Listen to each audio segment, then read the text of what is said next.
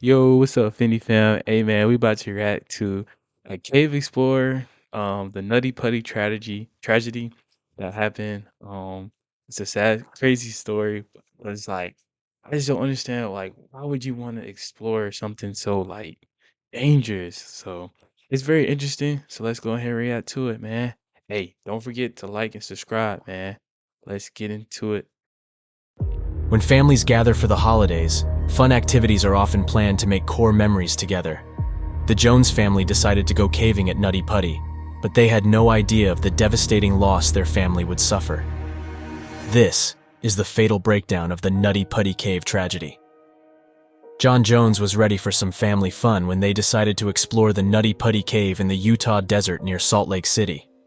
He had not been to this particular cave before, but he and his brother Josh had spent much of their youth caving in a variety of Utah caves. Like, look at that, bro. Like, look how confined and like tiny and like that just don't look fun. Like that's dangerous. People enjoy that for some reason. Like I don't get that. That's crazy. He considered himself to be an experienced caver, though his exploring had slowed down in recent years. He had gotten married, had a child, and was currently a medical student at University of Virginia. Dang, man. Man had a family and everything. This made for a busy regular schedule, which left little time for cave exploring. During the Thanksgiving break, he was returning home to relax with family for the holiday. They planned a day of hiking and exploring at Nutty Putty, which is considered a beginner's cave by most. The main areas of the cave were interesting for everyone. There was the maze room, which had openings and tunnels leading around large boulders. There was a large ramped area called the slide, where the entire room sloped down at a 45-degree angle with a rope to guide you down. This cave system was well mapped in most of the traversable areas. There were also well-known areas that were more challenging, like the birth canal or the aorta crawl. These areas were tight and difficult to pass, so Look at that. What is that? Like that's a nightmare. Like for me, I hate being like confined. I don't even like elevators, y'all. only more experienced cavers would be attempting to squeeze through these passages. Even with the known challenges, people still found themselves stuck in tight squeezes in these tunnels. Nutty Putty had just recently been opened back up to the public, after being closed for several years because of cavers getting stuck in these difficult squeezes. And you will go there. Just disregard all that, and you still going to explore there? It's crazy. They were passable for some, but others would find that their shoulders or hips would just not pass. Look at that. Look at that. That is crazy. This man is like sandwiched between the rocks. No matter how hard they pulled against the rock. After wedging themselves in the narrow space, they were completely stuck, requiring serious assistance to inch out backwards. Because of these rescues, a new permit-style entry was required, listing 2 experienced cavers per group. Josh had obtained a permit for a group to explore the Tuesday before Thanksgiving, November 24, 2009. John's pregnant wife Emily stayed back at the house with their 1-year-old daughter Lizzie to enjoy a more relaxing evening with the in-laws. Their group of 11 family and friends started off in the main open cave sections. Eventually, John and his brother Josh took 2 friends off to find more challenging tunnels to try. They had heard stories about the birth canal and consulted the map for its location. It was known to The birth canal, that's dead. Like you can't even look behind you. Like you couldn't even look behind you and like see how far you've gone. Like you really just crawling like and just hoping for the best. be a long, tight passage with a particularly tight squeeze near the end. If you could just get past the narrowest part, there would be a small room at the end to stand up and turn around. They knew that the birth canal would be tight and could be panic-inducing, even for experienced cavers. They spread out to try to find this particular tunnel. John and Josh took the passage on the left, moving through a small tunnel for around 15 feet. It undulated up and down in several elevations over the next 10 feet. There were outcroppings of rocks and tight squeezes that required a caver to twist their body in several orientations to get shoulders past, then hips, and finally twisting legs so that they bend in the proper direction. It was not a matter of simply pulling your body forcefully through a tight hole. This area was called the corkscrew, because the few who had been through it were small and flexible, using all their skills to maneuver slowly through the panic-inducing contortions. After the corkscrew So you voluntarily want to hurt your back trying to squeeze in between that. area, the passage angles up for another 5 feet or so, then turns down over a rock ledge with a sharp 90-degree bend to the left. Up until now, cavers had used this small area after the corkscrew to turn back on themselves if needed, and head back through the difficult section. 5 years before, a 16-year-old boy named Brock Clark was stuck in this corkscrew section. He was only 5 foot 7 inches tall and weighed 140 pounds, but got wedged when he was trying to turn around. It took 14 hours for rescuers to free him. 14 hours? Golly. What was the 16-year-old doing in there in the first place? John was in the exact spot where Brock got stuck trying to turn around. Since John was 6 feet tall and 200 pounds, he clearly knew that turning around in this part of the tunnel was not an option for him. He was in a 12-inch high space, with not enough lateral area for his pressed body to ball up for a turn. He pushed forward to the ledge area and squeezed over the top of it. It was a tight area to get through, but he thought he could see it open up down below. He sucked in his stomach and pressed himself through the squeeze, pulling forward on the rocks in front of him. He would be moving headfirst in a downwards angle now, but it looked like there was an I'm getting anxiety just looking at this. area ahead to turn around. John didn't know it, but no one else had ever crossed over this ledge before. He was in completely uncharted territory. Despite being in an extremely tight and uncomfortable position, John kept his cool. He was certain that there would be an opening ahead. All along he thought he was in some part of the birth canal, where many cavers had felt stuck in the constricting tunnel, but ended up being just fine once they reached the other side. Once he passed through a tight zone, he started to slide toward the bottom of this tunnel. He was nearly doing a handstand, trying to hold his body up and figure out how to push backwards. He still couldn't turn, and now he was upside down. Gravity was pulling his 200-pound body against the fading strength of his arms. He yelled out to his brother Josh and told him not to follow him, but to go back out. They discussed his options and decided that moving forward to try to turn around was the best idea. He was collapsing onto his shoulders and head at this point, and needed to make a move to get out of this vertical position. His headlamp gave him a glimpse of a hole in the floor ahead, which might lead to a larger space. He felt a little more hopeful now, thinking that they would be laughing about this misadventure over Thanksgiving dinner. He made the slight turn and headed towards the hole. Exactly how he got himself into this tunnel hole is unknown. It's thought that he may have slipped, hit his head, and became wedged in the tight space. The other thought was that he looked in the hole, but misjudged what he saw, thinking it was an opening and not simply a dead-end fissure. Either way, John had ended up in a small opening in the bottom of this tunnel, which was impossibly narrow. Just 18 inches by 10 inches, not much bigger than the screen of a laptop computer.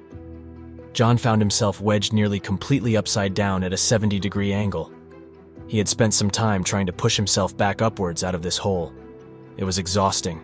His arms were pinned in a useless position, one folded under his chest and the other trapped on a rock down by his side. He strained against the walls and quickly realized that all of his effort would not move him back up 5 feet to the shallow tunnel. His calves and feet were still free up in the passage, but his legs were now wedged on the smallest side of the hole, only 8 inches wide. He started yelling for Josh again.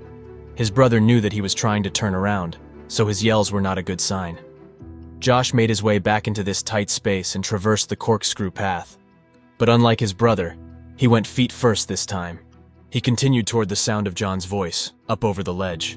He finally came to an alarming sight.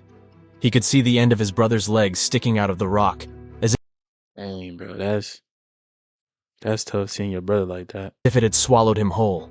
He inched forward until his feet could squeeze one of John's legs. He tried to grip and pull up, while John pushed from his end.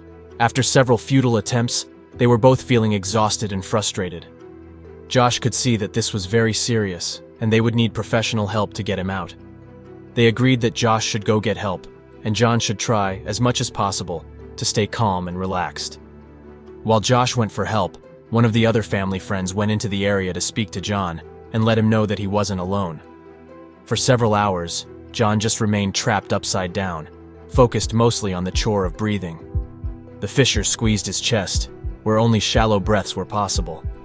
All of his efforts to move up had actually settled him deeper into the crack. As time went on, gravity continued to pull him against the rough walls of the tunnel, tightening its grip on his exhausted body.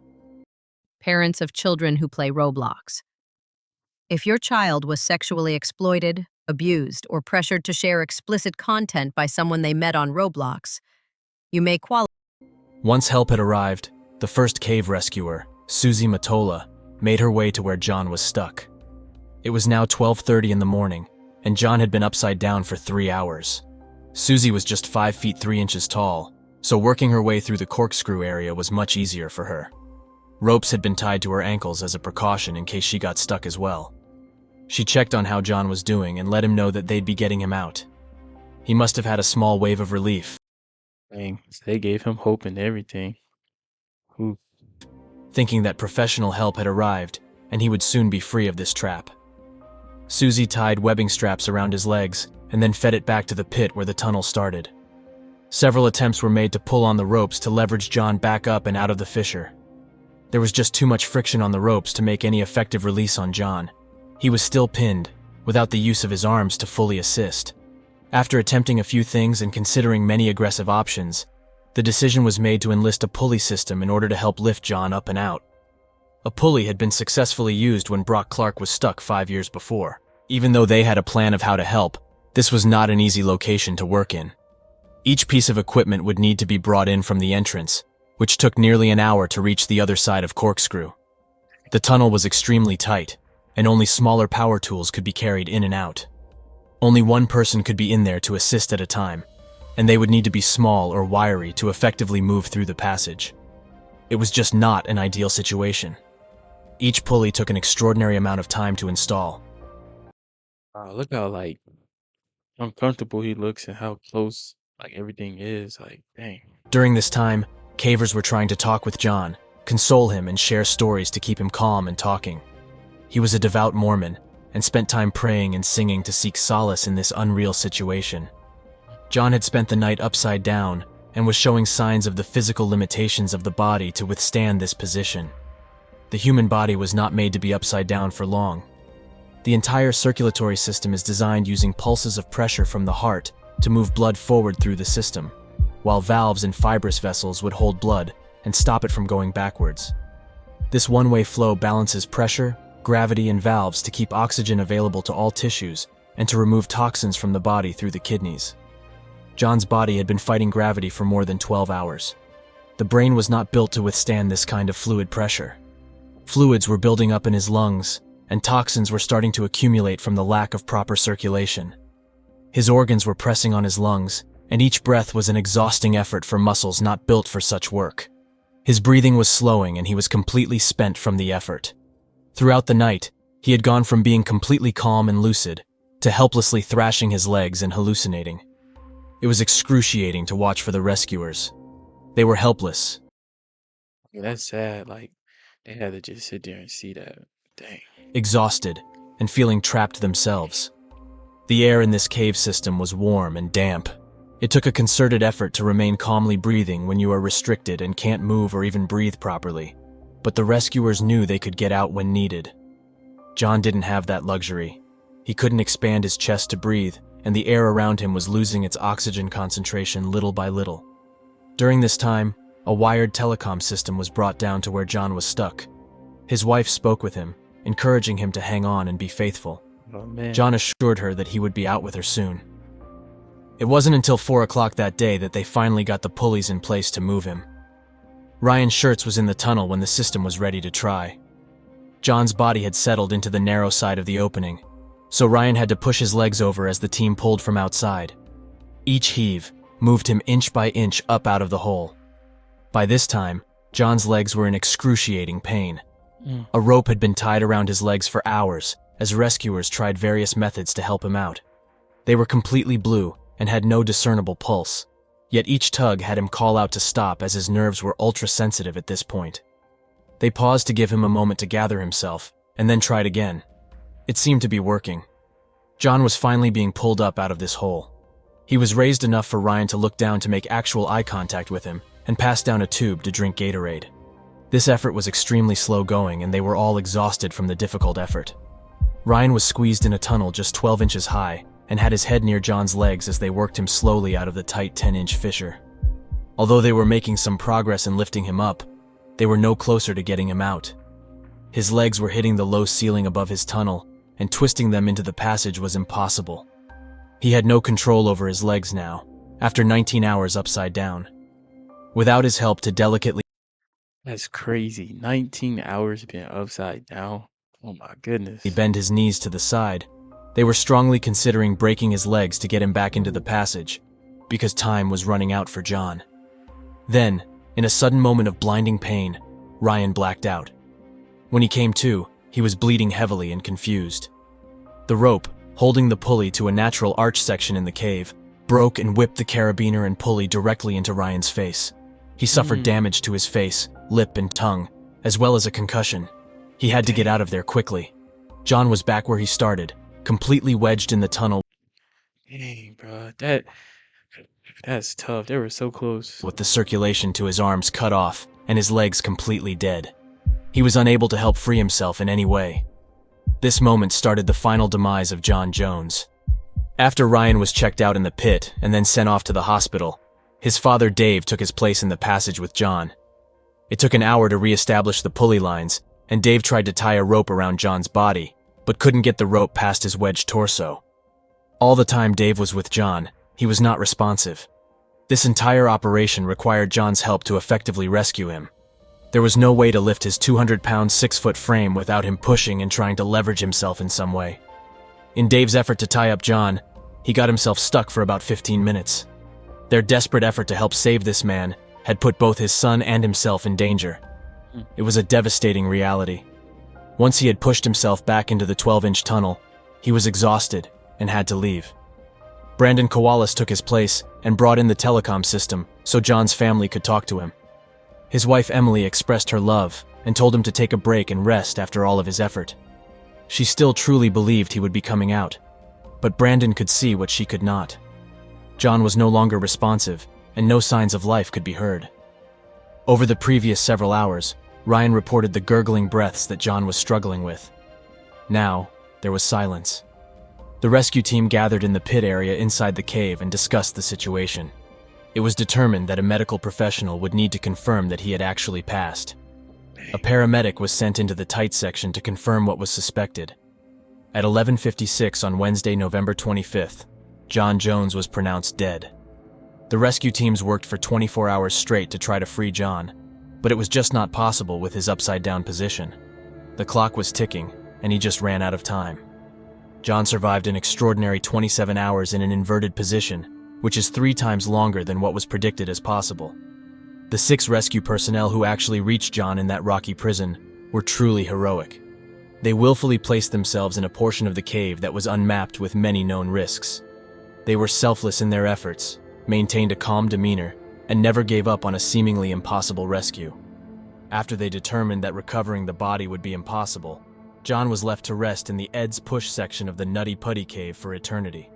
The entire cave system was closed off with concrete, never to be explored again. A plaque was placed there to commemorate the life of John Jones. Hey, man. That's a sad story, man. That's why it's just, you never know, man. That's why I don't do exploration. But appreciate y'all boys, man, for tuning in. Like and subscribe, man. I appreciate y'all. I'm gone.